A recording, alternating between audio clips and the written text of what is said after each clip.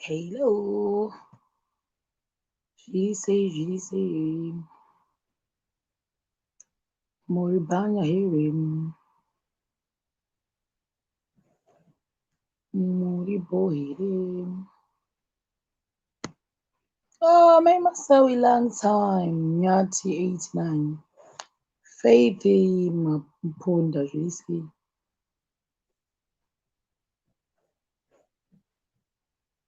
So, 1 second. 1 second.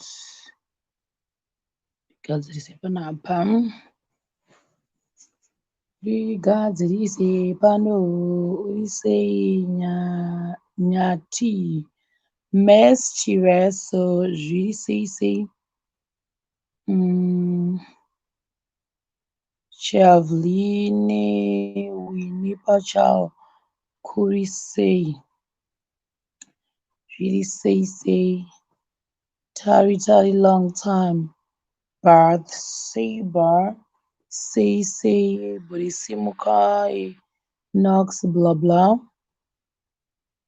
Stone Mai Gurira say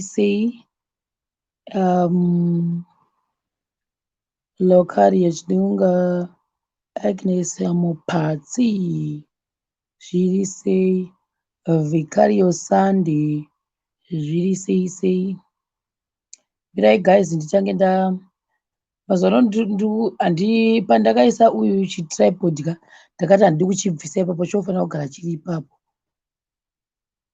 Jacqueline uri sei? Chris Madakwana kuri sei? Nox blah blah zviri sei? Saka ndakuita zvekuita malive ndakaita zveku Alice Zuzo uri sei? Ndakaita zvekugara zvangu pasi ndakadai ndoisa pachimukofera chefone call changu ichi. Saka chiapplication chacho manje ndesingachaoni kuti chiri papi mana chechavharigwa. Ndione ndipedze kuapply. Betseba ndou uri sei? Uri sei both Sheba? Ndiri kuekera ndiri kuningikina ndiri kugadzirisa ndiri kuisa chiapplication because pane zvandakabaya saka ndozoshaya bhatani rekuti submit saka handizorioni rakavharirwa nechimwe chinhu chiri kubva apa chakanzi HP audio switch chiri kuramba kubva pascreen saka ndotofanira kutanga ndaita zvekuita chitokotoko then ndonhanikirana ndoita submit kapepa kaya kandotanga ndaita sei ndaisa ndokandiri kuapply panapa totanga zvedu nhasi. Ndikangopedza ndiri kubva ndatokosira kuvata nekuti mangwana ndofanira kumuka. Mangwana pari kufanira kumukwa, mangwana kuri kufanira kubatwa jongwe muromo makuseni chaivo maona manje but ndoti hangu live yangu nhasi ndatohota sekutotika hapana kana chandaita zvokwadi zvenamwari kudai nekuti ava ngirikini ndangoswedera ndichifamba zuva rese. Nhasi ndikutaura neichichi guys chinhu ichi ndandisingachachishandise. I hope mukundinzwa kana kachidodora kuti vari kundirwa. Leisa zviri sei? Ndiri kushayiwa handiti chinhu chacho chemukati chechiya saka pane chakuzvomoka ndofunga ndakakanganwa natso kuchisunga zvakanaka chakazvomoka saka ndochanda ndichitadza kudzosera zvakanaka. Ndikachiisa glue zvinoita here kuti chinyatsonamira choita firapu kwachoda kuzobviswa uchimbocleaniwa saka ndati ndochishandisa chakadii. Pane kanhu kaya kakareba kacho keke kanozvomoka ndinofarisawo kadzimwe nguva ndichikashandisa kakachizotondiitira mangwana achienda kuimmigration. Vanhu havazombooni kuti ndine chandakaisa munzeve moziva ndichoteerera hangu zvinhu paindaneti because kuchagarwa ka right kana muchinizwa bhoo kuchagarwa zvisingamboiti kunhu ikoko. Mirai 1 second ndiri kufreezer 1 second ndidai chika kuti apa zvaita here ndikufana kucheka check mangwana mhoti tichafamba sei guys. I hope maswera bho kwamuri ikoko guys, kwamuri ikoko imi boye ikoko imi. Right.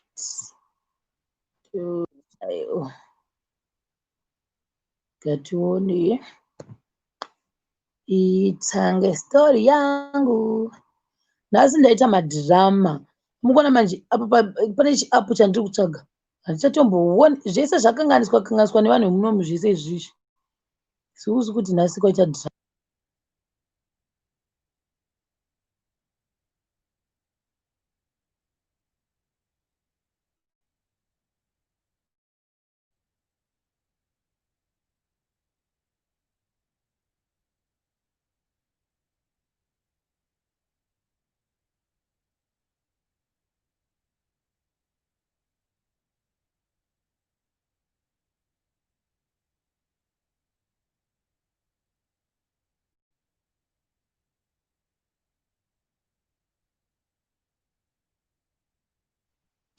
All right.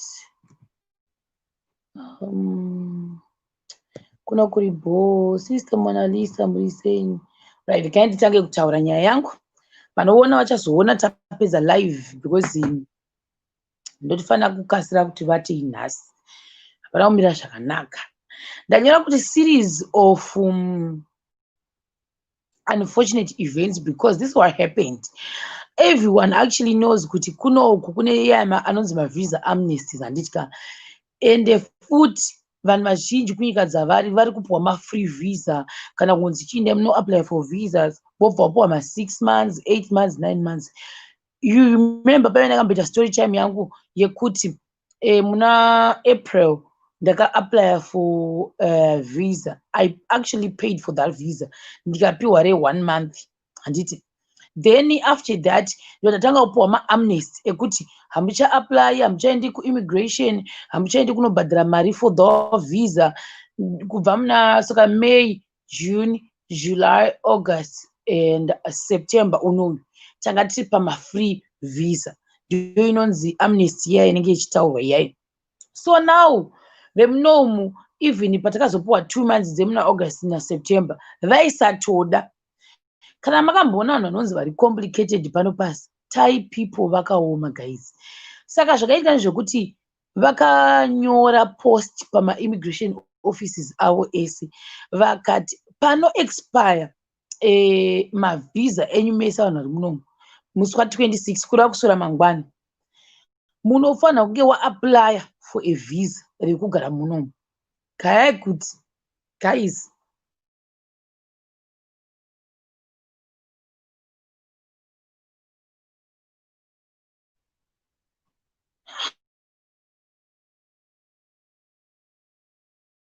radza kuti network iri kunetsa. Ndokubva vati munofanira kuapply for mavisa. Tikafunga kuti vachachinja moyo because right now as you are speaking hakuna ndege iri kulenda muno muThailand. Kune dzimwe nyika ndege dziri kufamba asi muno kubva zvatanga Carolina hakuna ndege iri kusitepa kunzi tu paairport. Kana dziriko now I know kuti ma-domestic flights arivo, maybe ma-international flights anenge arimo but hatizozivi kuti ari kuya rini kana kuti chii. Vamwe vari kutouya zveshuwa kubva kuna America achiuya but paari kuya pacho hatizivi kuti anenge achiuya musi wani. Mona manje ndozviri kunzi zvezvo nevamwe ukatenga tiketi usingazivi zveshuwa kuti ndege ichauya here uchatenga tiketi woita loss, hakuna ndege inouya. Mona manje so nawo zvakaita nezvekuti tese vanhu vatanga kutsvaka sei kunyorera maembassy because vaiti unofanira kupuwa tsamba inobva kuembassy yekuti uri kufanira kugara munomu. Handitya mind you iwo wausitombori interested nekuramba uchigara munomu kwacho uda kutoendawo kumba hakuna ndege hamo tinoenda nerusero here vokuti kana ukasatodero tokudeportai. Saka nawo manje vanhu vese vari munomo kuti please deport us. Vanhu vakati muda kuti depota how, muda kuti depota nei. Muona manje ndo zvakazvakupopotsa vanhu vazhinji zvikanzi nevanhu vemunomu hatina basa nazvo apply for visa. ndobva vanhu vatanga kuenda kundoapply. Ani munoziva zvandai kuziva zvekuti there is a reason why ndisingade kuenda kubank kunogara nyasha kuya kuya, because handidi kuenda kune uyu immigration yeikoko inenge yakazara. Moziva zvinenge zvakaita, let's say kumapassport kuya kuya kuchinzi mapassport ari kunetsa, kwakasviba kuita svosve, asi vanhu vese vakuda mapassport. Ndo zvimwe chete nezvinenge zvakaita kubig city uku. Kuno uku kunenge kune vanhu but zvasiyana nekubhengi uku. Saka zvakazoita tikapuwa tsamba idzi nezuro ndopa takadzipiwa. Ndadzipiwa paya paya, ndatozipiwa manheru, bva ndatotanga kutogadzira mapapers angu ekuti ndiende nawo kuimmigration. Ndobva ndatozorealiza kuti handina chitupa chalandlord chodiwa paunoapply visa, chodiwa chitupa chalandlord. Handina map, handigoni kuidrawa ini map yepamba pandogara kuti from immigration kusvika pamba pandogara panapa vanoda direction ine map yokuti muchafamba so kusvika pandogara, vanoida map yo yakadrowa nemaoko, kwete kuti photocopy yekuti map vanoda kuti udrowe nerula. Vanhu vemunomo vanonetsa guys, unotoidrowa nerula kudai wotonyora mastreet nechitai, ndozvaunenge wakaita. Kena handizvigoni, ndoita sei? Ndokoudza landlord, ndobva ndamutextira landlord wangu uya manheru, ndobva atondipindura akati ndakambotanga ndamuti ndisendere online panapa, ndoita sei? Ndogona kuzviprinda out. Saka inini manje ndindaitozodzva, handina kuzvirealize. Saka landlord bva haana kuzonditumira chitupa, akanditumira zvimwe but bharega kunditumira chitupa, bva handisi kuona face. Ndobva handiti ndichaita sei, excuse me, ndobva hati ndiri kuita sei, ndouya nazvo mangwana. But I think anga atofonera veimmigration akaudzwa kuti no, iwewe but tikuda zvakasainwa like the original copy rakasainwa racho. Indaizondopinda but inenge chisina original kuti uyu signature yake asaina, nemepe yacho inofanira kunge iri original and vanokudza kuti drawer ine blue, not another pen, blue ndiyo vanoda. Ndobva atozoti ndikuya nazvo mangwana kureva nhasi. Guys, pandanga ndakavata ndaichitoita zvokurota, ndati unozvisa pasi pedhoo kaona ndisandamuka. Ndobva I think ndamuka na7 o'clock ndamuka, ndatanga kurota achiisa mapepa pasi pedhoo. Ndavata ka3 ndichibatwa nehope, ndikapunga kure ndotoisa pasi pedhoo pepe, ndona hapana chinhu. Ndovata futi, ndovata ndachibata kana 30 minutes, ndomuka ndotoisa pasi pedhoo, ndona hapana chinhu. Ndovata futi, ndomuka ndotoisa pasi pedhoo. Zvadzava kuma9 landlord asati auya. Ndoita sei? Hachazoti ndanichotaura nani makuseni, ndichinge ndifonere landlord because time dzakuenda kudzadza kuma11. Zvatazova kuti 12 to 1 ndo lunch time yavo kunoku. Zvatazoti 12 kusvika na1 idzika vanenge vavhara, handimboseviuswa. Ndochatoenda after lunch zvangu, meaning kuti after lunch kunenge kune vanhu vashoma. Saka ndoita sei guys? Ndambochinja kuisa kudhata guys.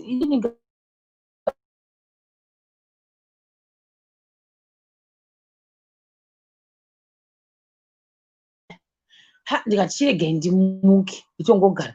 Ndobva ndati tifunga kuti inondoindako ndisina kumborekodha kanawo 1 kakilip here. Muona manje, ndenda kufila kunga hapana zvandatomboita zuva ranhasi because every day ndakazviudza kuti ndofanira kurekodha clip. Ndikati chiregai ndingosiya ndauploada tumavhidhiyo twangu tose kufacebook, at least ndaita something. Ndagara paya ndasendera landlord uya long message, ndagara handaona hana kuti read. Ndaisa futi imwe message, ndaona hana kuti read. Ndikati too late, ndaenda kuchidirect call, ndatanga kufonera landlord wangu wokutanga muno, ndafonera ndatanga kutaura chirungu, ndobva ndikata. Tikati ndikata ini chichitsvagaikira bepa rekubva kuna landlord wondikata sei? Ndobva ndafona imwe yacho haina kupinda. Ndobva ndafona yechi3, ndobva watanga kuti excuse me, ndobva watanga kuti okay coming. Dzatova kumapast 12 dzemasikati. Saka ini ndanichiziva kuti uyu landlord wangu anogona kunge akavata because ane mwana muchechi. Saka ndanichiziva kuti anogona kuti nonoke kumuka. Ndatogara pepe ndamumirira, ndikati mheno chega ndingomirira. Saka azouya nayo kumapast 12 ndokubva kwatanga kunaya. Ndikati hino chabuda sei pano? Ndokubva ndati namba dzeteksi handidzizivi, chega ndiudze Alexio kuti Alexio, ndokumbira kuti tsvagirewo namba dzevanhu veteksi undipewo. Alex hoyo kuda anga foni yake anga mclass pamwe anga chidzisa tikati too late ndobva ndaita sei ndobva ndanikikina ndobva ndambodzika padownstairs zvinoita umwari text ye bandatoiona ndikati murume ndombofamba naye udzwi nguva ndobva ndamumisa bvaramba kumira yeti text yange isina munhu aramba kumira kanyondiita sei bvandaona tukutuku bvanaimisa bvaita seamira bvainda kanyondiita sei bvatanga kudzika kudai ndichiti nganditofamba ndikafamba kuda ndingangoona tukutuku iri kubuda nemwe road iyo pakufamba pepe ndakutota almost kusvika kwekwe ndosangana dhuma nembwa mwana zanga dzichikasha mvura pepe panenge pakaita mazuruva ndangoita U10 ndokutanga kurova stepi ndichidzokera sure ndafamba vedu handikurova nhema ndafamba kuti zvokuti ndikati kana handingambomiriri mbwa dzose idzi dzanga dzakaita seko dzichimwa mvura kwaya pandoreva kuti pane mbwa dzinge dzichigarapo mastray dogs aya ndo pandabva ndadziona dzadzitange dzakavanda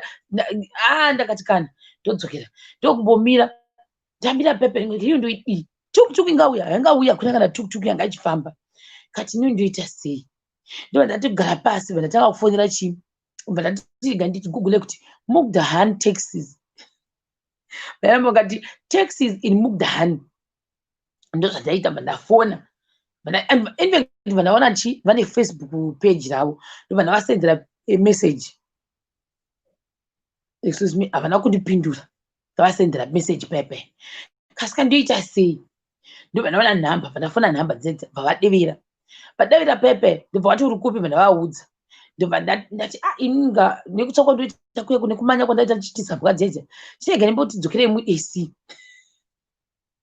ndawa nekutsva ipadownstairs chirega ndimbotidzokerei muAC kana tochinja nehembe dzacho nekuti pachasvika kuimmigration kune maofisi aka apa manje kuimmigration ndika kunofanira kuenda wakapfeka zviri presentable ukwete kuti sekutoti kuenda kubhawa handiti igovernment office kai ndokubva ndisikana ndakanyasa kupfeka siketi yangu long sketi nechimwe chitori chijuzi zvakatoita formal kind of ndo zvakandakaita pfeka nezvimatenisi kati handidi zvekuzadzingwapo wanzi wauya wakapfeka zvisizvo ndadii pepe ndoka ndikati chika nditotakura nechigubhu changu chemvura tigare handakarambozwa kuti AC yacho inoenda kupi ino baba vakazouya vanozondinzwa here kuti vanozogona kundifonera kuti vanoti uya tipa downstairs ndobva ndadii ndobva ndangochirega inzike kuwa dhuma taxi yamira ndabva ndava inzwai zvaitika ndanyasa kuudza vanhu vekumateksi kuti ndoda kuti imimi muudze dhiraivha yo asati asvika kuno kuti ngavamire kunoitwa zvekuprinta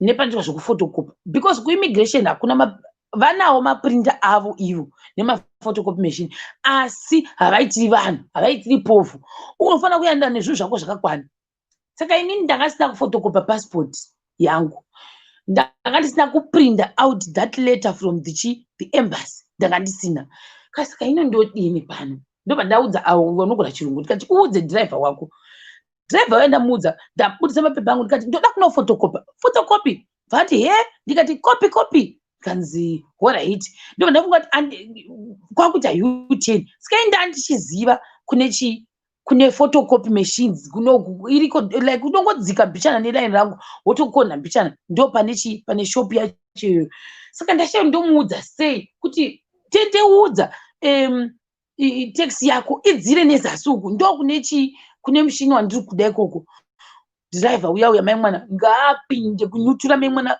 ndatanga kuti alright sezvaenda neku chirega nditi kune futi side randoziva ndikati photocopy copy ndichibudisa zvikanzi wati ndikati copy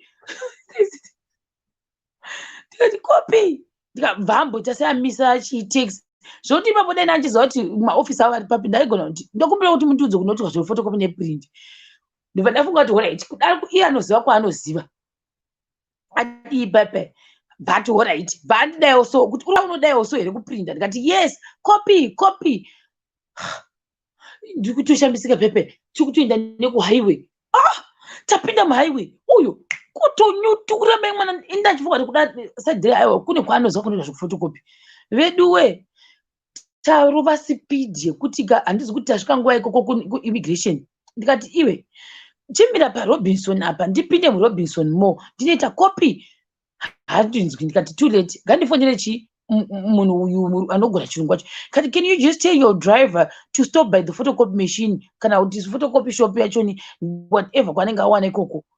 Zvikanzi naye bvati mira nditaure nauyu. Baba handisi kuziva kuti problem yanga iri yei. Baba vaudzwa tanyutura tandosvika kure uku kune mufambo kakuenda kuimmigration kudhuze nebhodha rinonzi reLawo. Pandafunga kuti ini ndachibva nditi zvanzi kune photocopy machine kubhodha reLawo.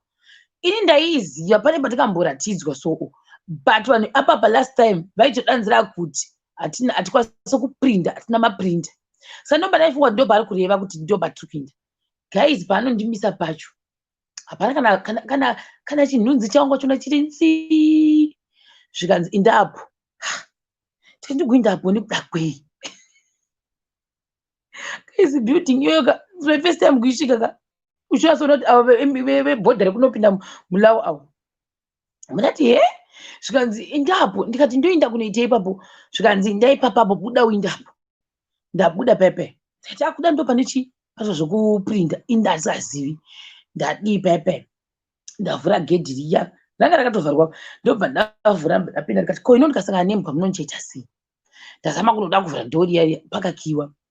Ndazama kuda kutarisa uko pakavharwa. Kwese kwakutori necheni. Hapana kana munhu anga aripo papasina. Uyabva ndona chidzoka. Ndobva audza vekuya kuti kuimmigration kwakavharwa.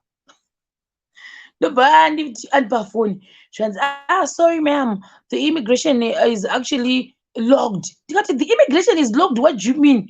Zvikanzi they're not working today. Imagine guys, if I was new to this city, it means kuti ndaizodzoka kumba ndichiti ndaenda nevemataxi vanoziva city ine vakasvika vakati immigration yanga yakavharwa. Inini kuimmigration ndokuziva handagara kuno 4 years kuimmigration ndokuziva. Ndikati which immigration are you talking about? Zvikanzi uyu aenda newo kuimmigration saka immigration yakavharwa. Ndikati no, I'm not at the immigration office. I know where the immigration office is. I'm actually looking for the photocopy shop. Ndo andikutsvaga iripi? Zvikanzi sorry ma'am, I think there is no photocopy shop there. Uya murume ndikuti no guys, ndati ndikuda kwema photocopies ndokwandiri kuda. Kuimmigration havaiti izvi. Ndasvika pepe tingotkikisana nemurume vati ndibhadhare. Ndikati I'm not gonna pay you because ndakuudza kuti hende neni kunofotokopa. Ndadi pepe. Ndarekera ndasvika paimmigration. Ndasvika nedzunguka. Ndasvika nedzungu. Varipo vanga vakagara pamacheya. This time masamba asiyana. Kare taingoti tichisvika wakwira mastairs ako wotopinda mukati mechini menhankrani immigration wotosevha.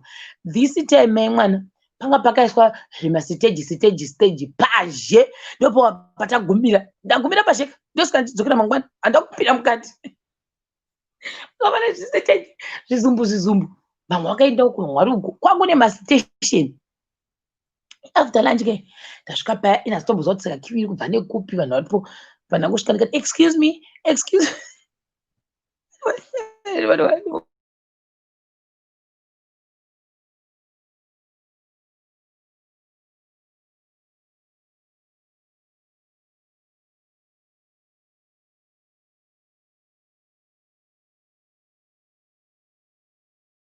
Achimbomwa mvura yangu. Ndobva ndadii pepe. Ndobva ndati excuse me. Baba let me tell you guys the truth is baba vafiyamisa kumeso pavandiona. But vavadaiwo so Vazhanzi, what's the problem? Ndikati no, I'm having issues with this driver because I'm trying to tell him to go with me kunoprinda my papers because I know that you don't have a printer here. Pane kuti vandibatsire musazvaita mandi ignore ndobva takakukontinua kusevha munhu uya pandaramba ndiripo apa ziya ranga roteuka manjika kwangopisa kanda nechijuzi because the reason why ndakapfeka kachijuzi netuma uyu tinodziya mukati mavo manje munotonhora unotoita flu urimo munenge muchitonhora mukati. Ndozvandafunga wanike vanhu vakagara pashi baba yabva vandiignore. Ndobva mwe mukomana auya akati how can I help you?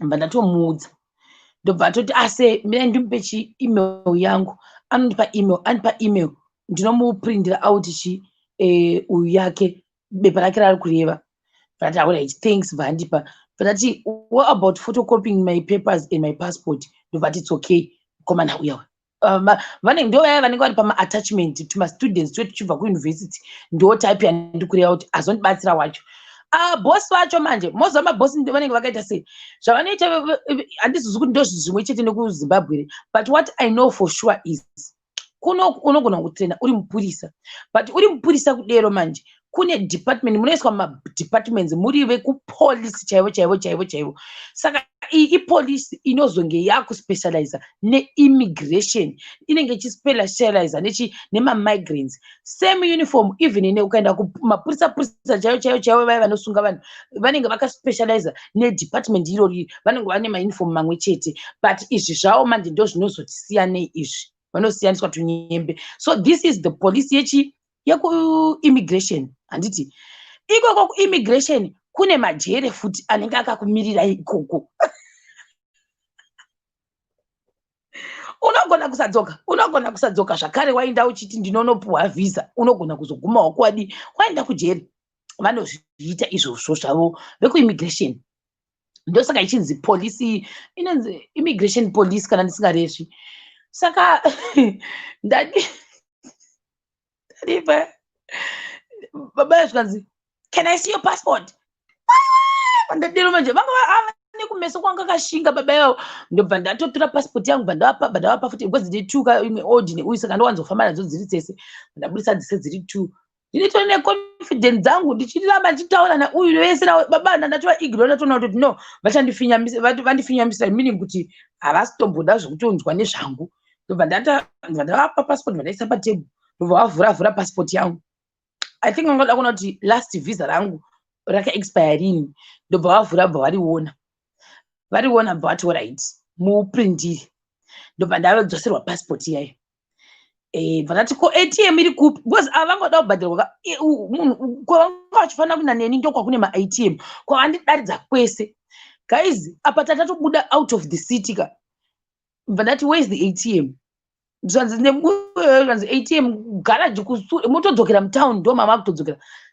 taxi driver vandikati I can't pay you because iwo ungochifanira kuenda neni kupi kune photocopy shop esaya ndo kusati pane ma-ATM kazhinji kacho ndoziziva saka ndodii because handamane chekuti ndikubhadhare uyu vandatofunga kuti ndasina kutozotora mari yekunobhadhara ku-immigration kwacho ndandisina ndobva ndatozozvirealiza kuti ndandisina ndamira paya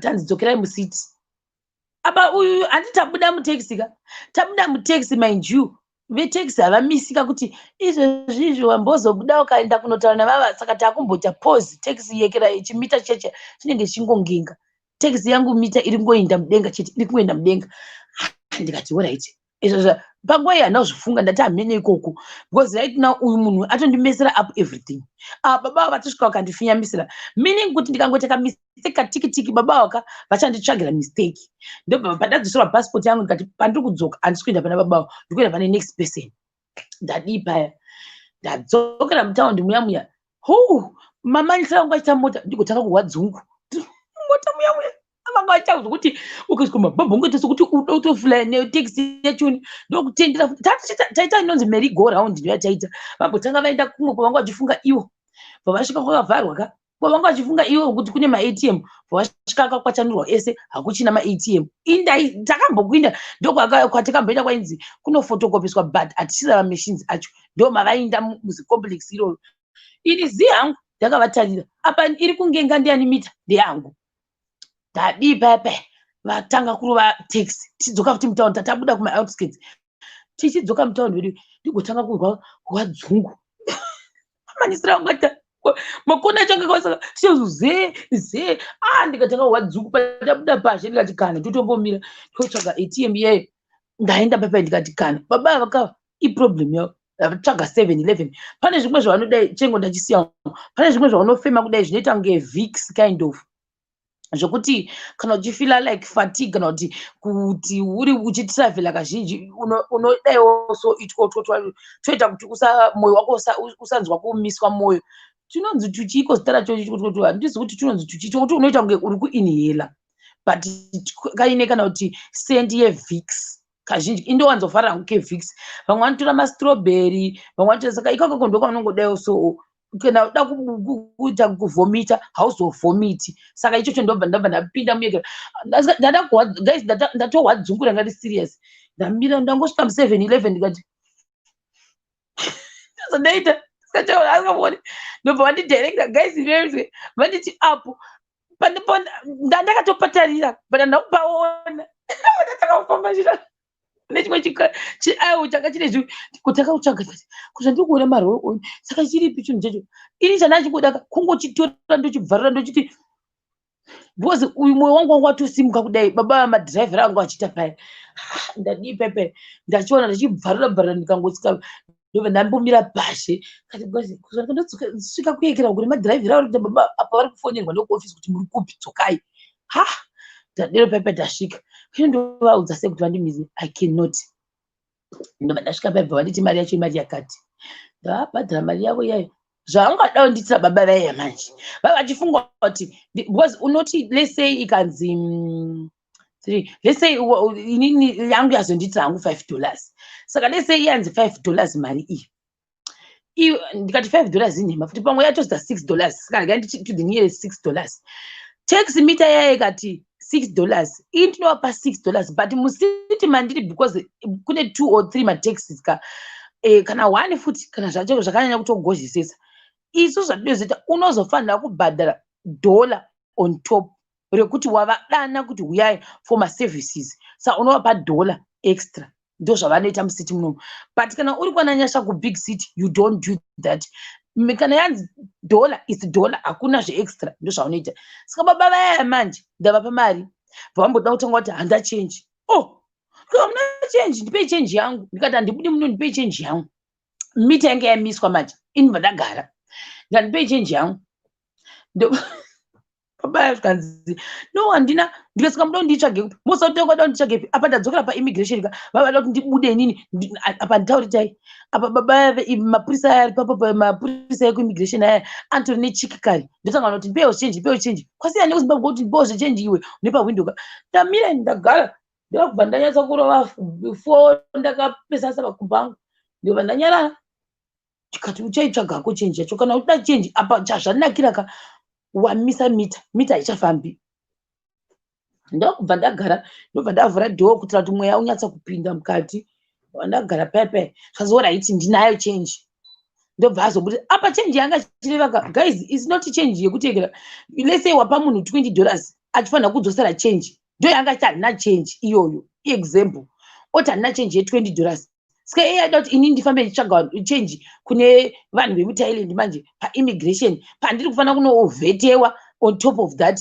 ndotanga kuti ndipeiwo zvechange ndikati kana unoti munhu chatobuda zvenyu vatanga kutarisa vanhu nepawindo achinditarisa ndo ndatarisa kusaidi pandagara apa ndandakutoita stubborn manje because ndandati baba ndiwo andikonzeresa zvese zvandakuitika izvozvizvi ivo handichazi kuti vachanditi chii ndadero pepe vakazoti ndinayo change ndobva vasitanga kundipa change vanga vatori nemari yenge yakatowanda kwazondipa change iyayo vandipa change mosa zvavaita vandipa change pepe kwakushotesa ne$2 vatora yavo yaiya yeextra yaiya yekuti unovapa $1 for extra vavaramba kundipa $2 yangu ndobva ndati can I please have my $2 apa guys dzimwe nguva kana ndakadero ndakanyatsofarisa ndati kwamaservices akawanda unogona kutomupa kana $2 extra yekuti thank you because wanga wacho ndiwe chikuru ndangonyatsa kugara ndikandipewo $2 yangu because ndandichiiona kuti iyo ndandichitoiona ndikandipeiwo $2 yangu zvikanzi handina ndikati iyo iri apapapo ndikutoiona $2 yacho ndipeiwo ndabwegana guys ndobva vandipa $2 yangu ye vachindipa bva ndabuda zvikanzi okay bye bye ndati bo ndadii pepe ndaenda paimmigration ndamira handisi kuti ndoita baba vakatasa basa vasitombondiudza kuti enda nojoina line ripi ndadero paya vanhu vangosvika vachipinda vachiitirwa zvinhu zvavo vachipinda baba ava ndo vandidile zvokutoti dai baba ava vasina kuita merry go round nenyika pamwe dai ndatopedzerwa nhasi zvevhisa rangu ndadero pepe unfortunately ndabva ndaenda pane student ndaenda pamustudent uyu this time havasi kuita zvezvo zvataiti let's say kare waiti ukasvika unofila document rako wega. Musikana uyu haana kundibvunza kuti first name rako rinonzani. Musikana uyu pafirst name anyora kuti Manzvera, pasecond name vanonyora kuti Sharon, pasurname ndo vanonyora kuti Sharon. Vazondibvunza kuti hauna surname here.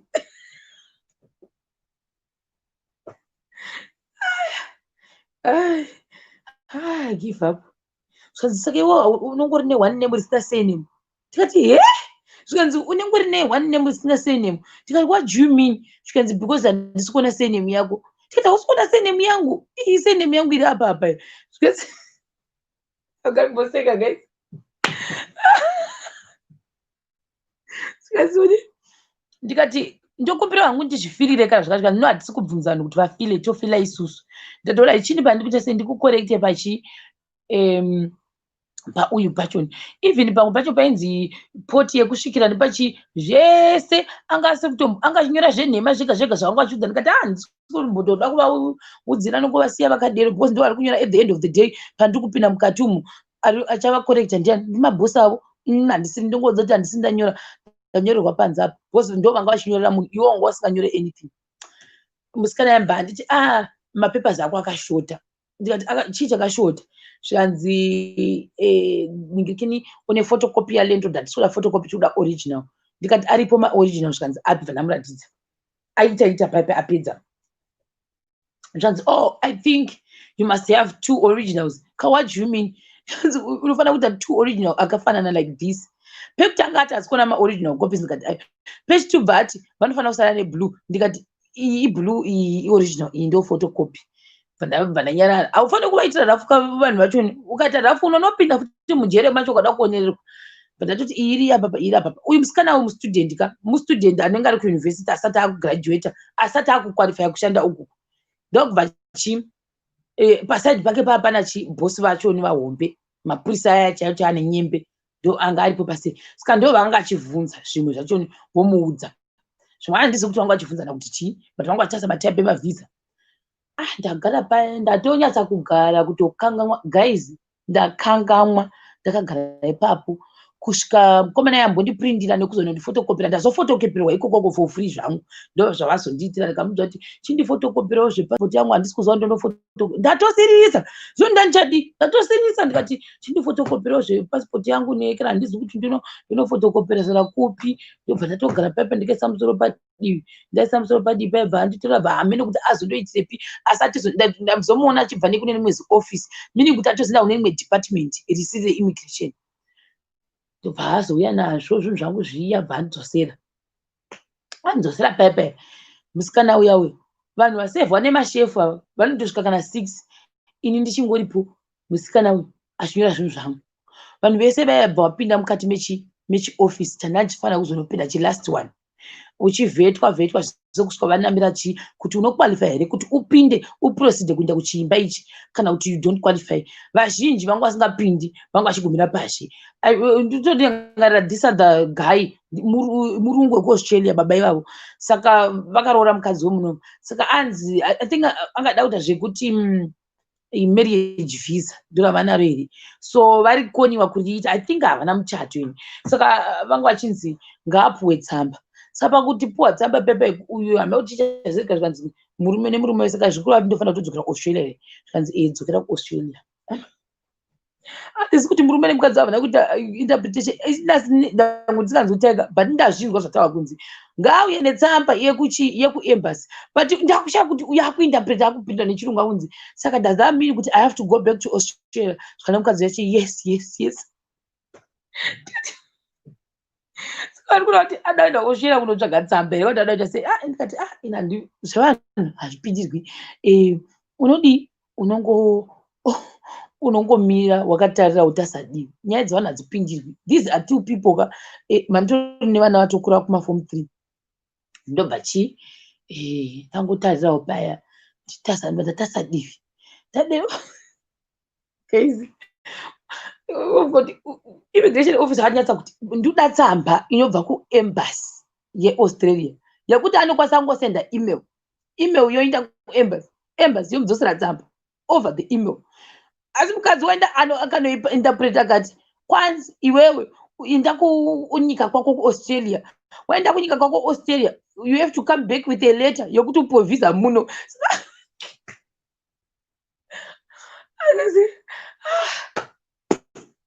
Nyika ndinombonakidwa zvangu apa handiseki kahutse, unogoseka chicha unoseka ipapo, unotongorova serious utarisa divi, hauseki, haupfipfinyika, haudii, haureacti, unongotarisa divi. Kana uchimwa mvura umwira mvura according to the statement iri kuitwa interpret. Hazvina kushata. Kana paya ndobva mukomana akati hanzi vanhu ngavasachapinde vakwana plus time dzedu hazichaenda muofisi makadii makazara. Saka dzoka mangwana makuseni, mangwana ndo last day ka ndosaka nditi mangwana ndofanira kumukira. Kati no problem. Kusirisa kwandaida kuisa musoro padivi kudai, takadai zvaramba kushanda takadai. Guys, vanhu vanga variko vachonika, zvandishamisa ndezvekuti these people vanga vari ukuka chinhu chazvoda kudonha futi. Muona manje ndozvakasita kuti chimwe checho chidonhe chechiye ichi chitenderera ipapo chachiisa glue ini zvokwadi namwari kudai chachiisa glue. Ndo zvakasita kuti chi handichazivi kuti ndandakupa kuti chii, handichazivi. Ndobva regai ngoti kuti ndipinde mukati zvabva zvaramba. Ndobva ndagara zvangu pamacheya anga aripo, ndamboda kugara ndakanangana nedhiwo kuti hapana angangondiona iwo tichipinda. Ndikatoona kuti kana maofisa aya makuru acho kana atosimuka pana atopinda mukati umu, it means it's over. Ndaziva chanchindishambisa nchokuti vanhu vazhinji vandachiona uko vanga vachasei muno mutoilet. To my surprise, these people they are from Lao, asi vanototaura Thai. Vese uchivaona vanotanga vanhu vemutoilet, but havasi vanhu vemutoilet. Vakadzi vakatozoroorwawo nevarume vemunomu, vanoita mavhisa akavese, vanoita mavhisa rani. Kunoko hakuna zvokunzi spousal visa wotogara toti ndakutogara for the rest of my life with my spousal visa. Hakuna izvozvo. Unoapply that spousal visa every year, rinofanira kurenewiwa. They don't joke around vanhu vemuno. Vavariko, vanga vane varungu vavo ikoko, vanga vane vakadzi vavo kadii. Ndikati hazvina kushata, zvangonaka.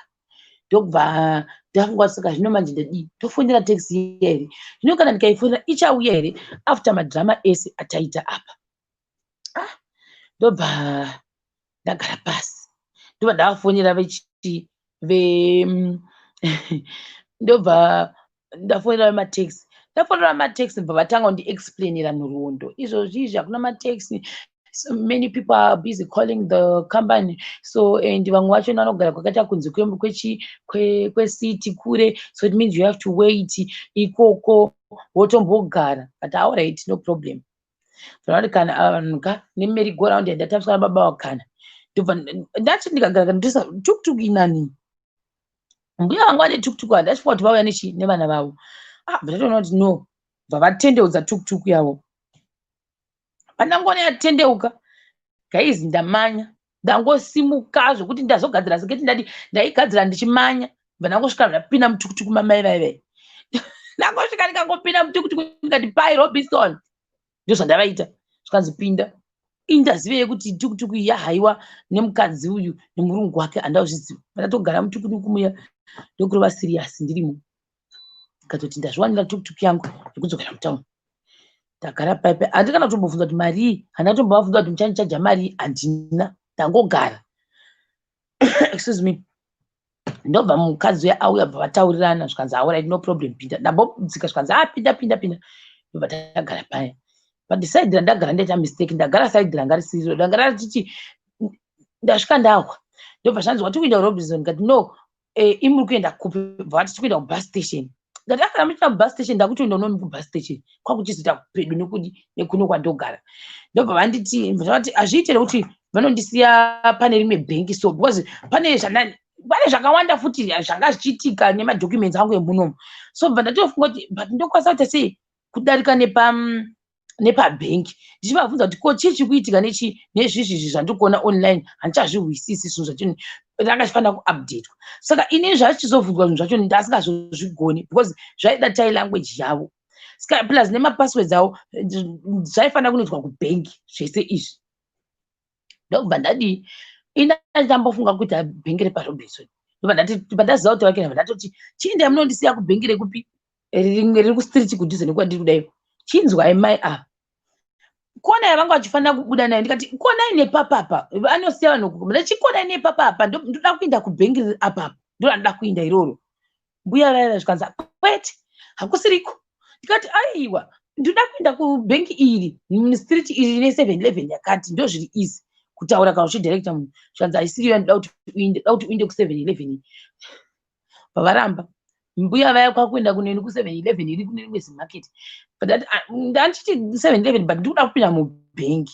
Zvandichiinda pabhengi iro ndokuinda paya mosa zvaizvo zvinoitawo Satani.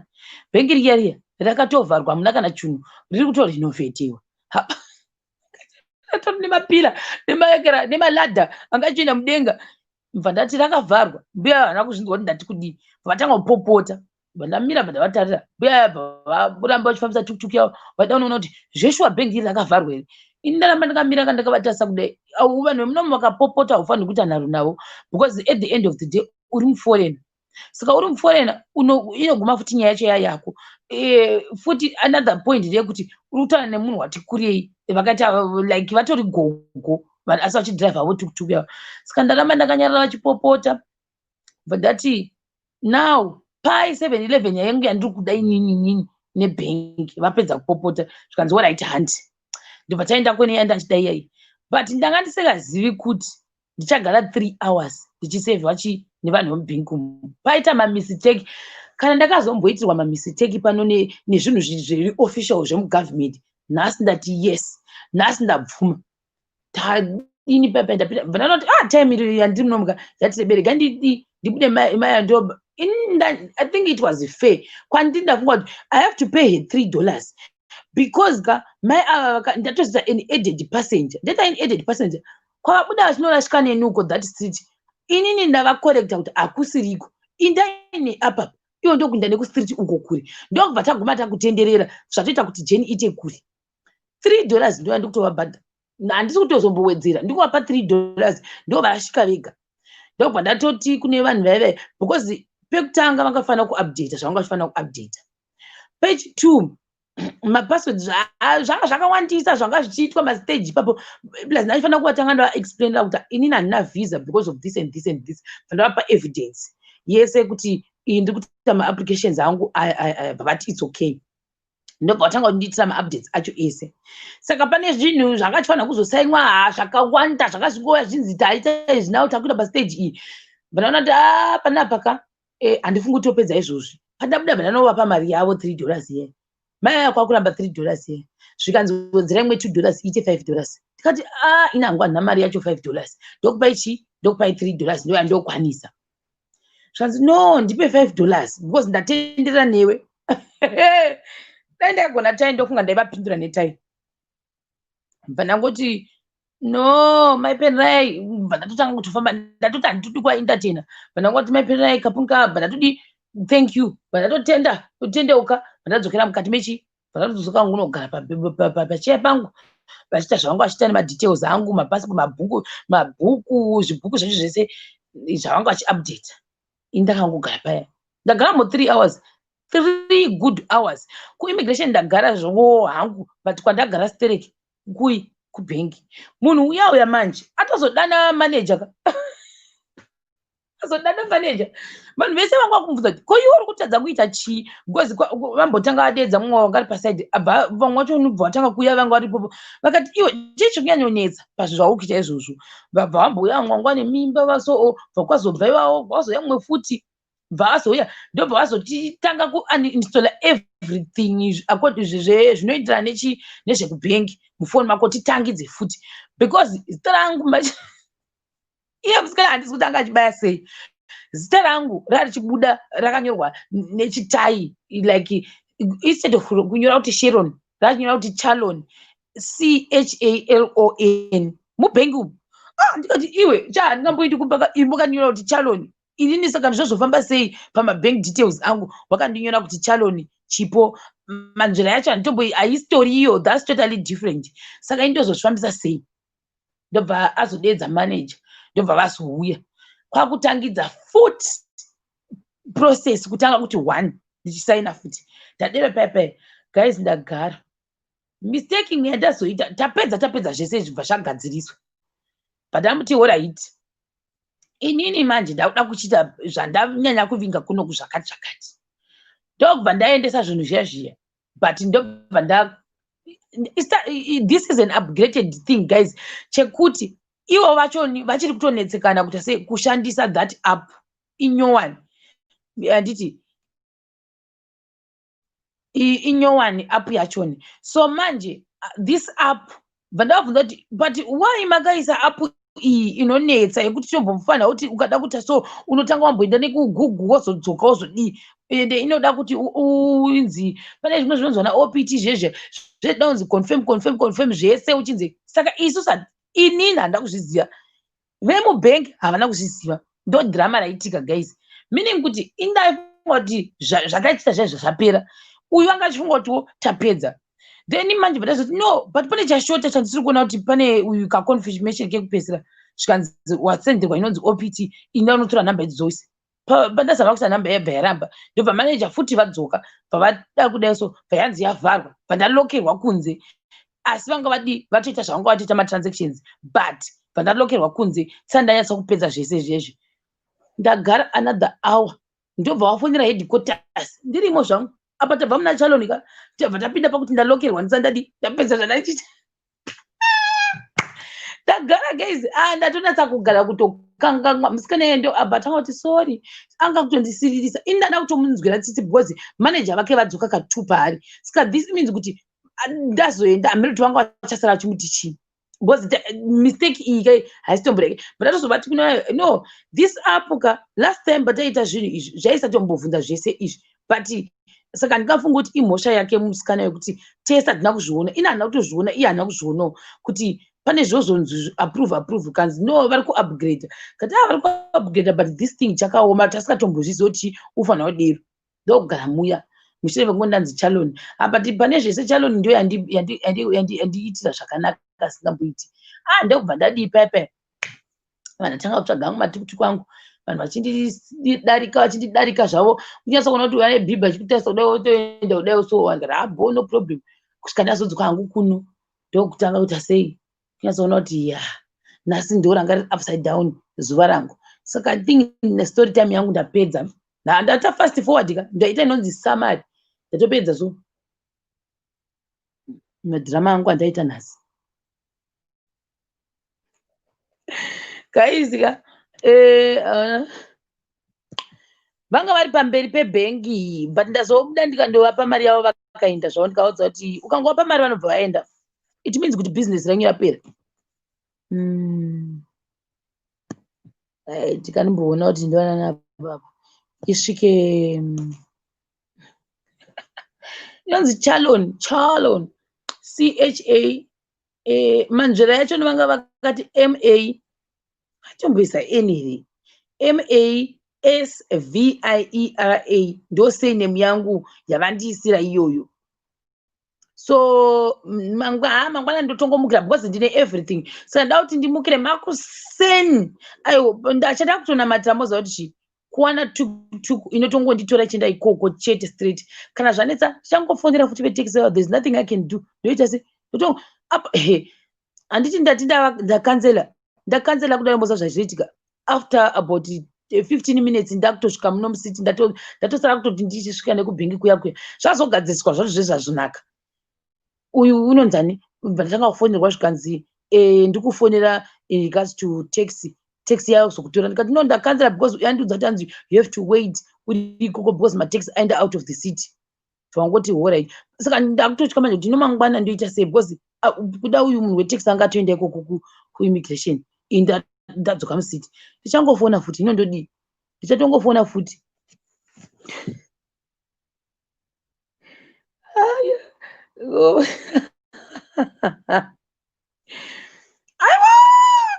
tukutuku yeshamwari yanyasha vane rafu hasha dzavo dzogara dziri apa dzogara dziri huturu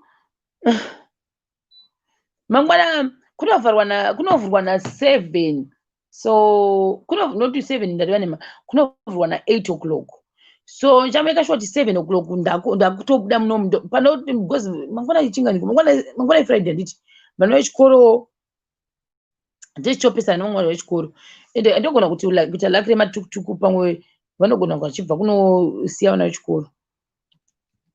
Ndongonoti vandisiye pamwe ndogona kutsvaga tukutuku yekudzoka tozozviona izvo. But chandozana chekuti handikurumidzi kudzoka, that much I know. Haubvi zvekudero kuti waita sei unosvika mubagopaila zvavo mapasipoti enyu apapo, kana kunzi wozodzoka after lunch toita mapedza. Unovaita sei? Vekunoku havazongotuka havo havadii, vanenge vachingokusiya vakangokutasa kana ngokuignore kana kuzongopedzisira. Last time I remember patakambozviapply zvezvizvi, passport yangu ndakatozosevha after lunch asi ndaina makuseni na8 o'clock ndobva ndazopuwa visa masikati na 3 p.m. vanhu vese vapera. Handizi kuti vaida kuconfirm, maybe vanenge vada kuconfirma country because vanhu vese vakatasana Lao ndive muAsia, vamwe vacho ndiyo panext pavo, saka it's easy. Vanenge vachiziva zvekufamba sei. For Zim maybe vanenge vada kumbotanga vamboconfirma kuti zvekufamba sei, maybe ndo zvavanenge vada kutanga vaita. So mangwana guys, chakuudzai kana ndikaita drama futi ndiyo yandichikuudzai. Guys, ndakuindeni. Bye bye, good night. Bye bye. Guys, I hope December ndenda kumbeni. Aiwa chadi mozare kuti kufonera kugara munyika kurogwadza kuti hazvokukumbira kuti ndokumbirawo zvekugara 10 days, ndongokumbirawo zvekugara 10 days, kunya zvekukumbira kudai apa imari yako guys yauri kubhadhara futi.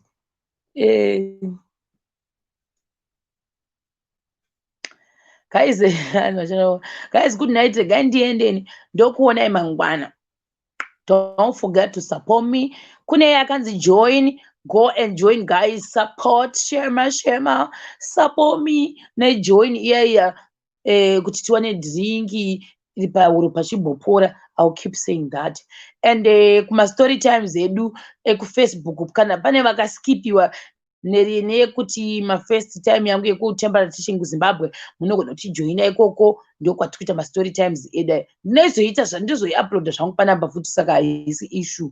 Good night guys, night.